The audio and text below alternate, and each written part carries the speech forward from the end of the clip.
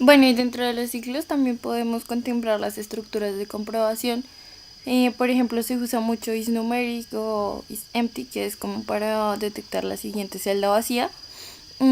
Y pues estas estructuras no son muy útiles para determinar las condiciones. Entonces, hasta en qué momento se va a repetir. Ahorita vemos un poco más esto.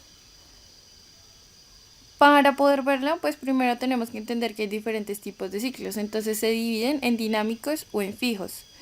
¿Cuál es la diferencia? En dinámicos tenemos que se va a ejecutar mientras una condición sea verdadera, es decir, hacerlo mientras, es lo que traduce básicamente esto, mientras el número sea menor a tanto, tal número sea menor a tanto, por ejemplo, o hasta, es decir, que la condición es falsa hasta que ocurre algo.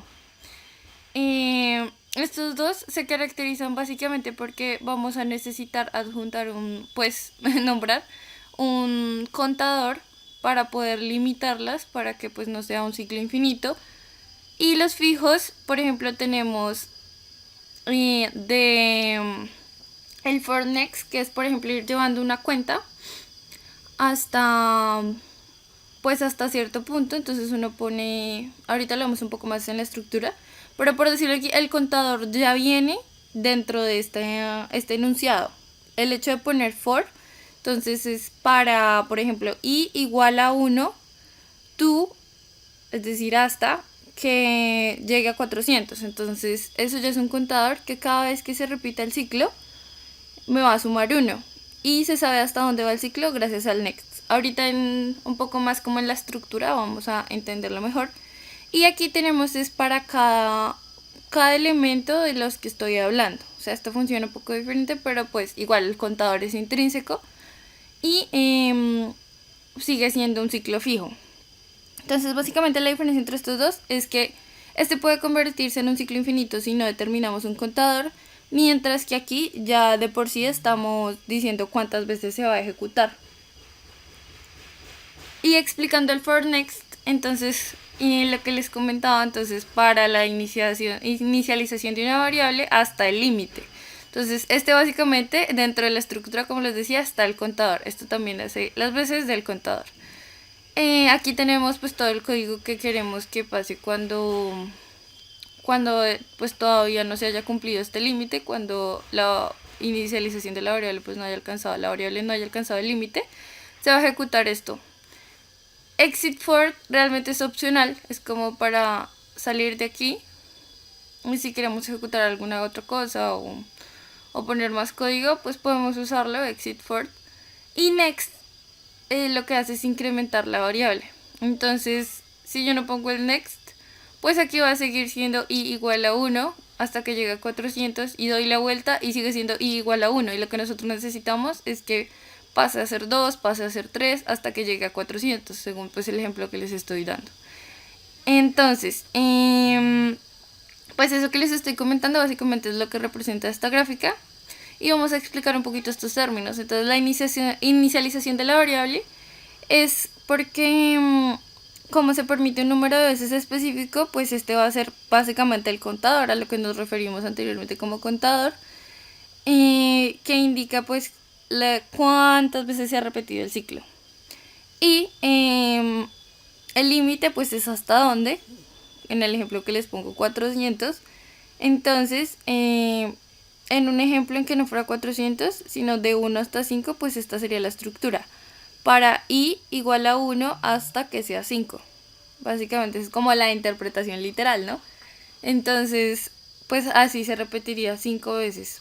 Es fijo porque sabemos cuántas veces se va a repetir el ciclo. Se hace parte de los ciclos fijos. Incrementar la variable, pues lo que les decía, como el next. El next va a contar uno más dentro de las veces que se ha dado toda la vuelta. Entonces pues ya aplicándolo en ejemplos pues vemos un poco más como la práctica de esto, pero esa sería la parte teórica. Si en algún momento dentro de nuestros ciclos la instrucción es un bucle infinito, lo que les decía por ejemplo en do while o do until, y no determinamos el contador, para que el programa no explote básicamente, pues para que paren esto. Esto es como el comando que se debe utilizar: escape, control y enter. Así pues pueden parar el bucle sin tener que cerrar directamente la aplicación, o pues llegar al punto en que la aplicación no responda, entonces igual toca cerrarla.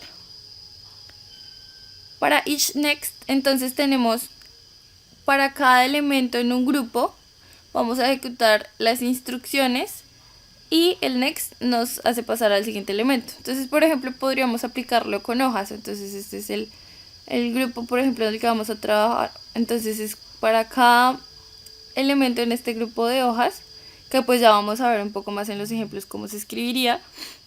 Vamos a ejecutar para cada hoja estas instrucciones y al final tenemos el next a que pase al siguiente elemento. Esto pues permite que si tenemos una colección de objetos,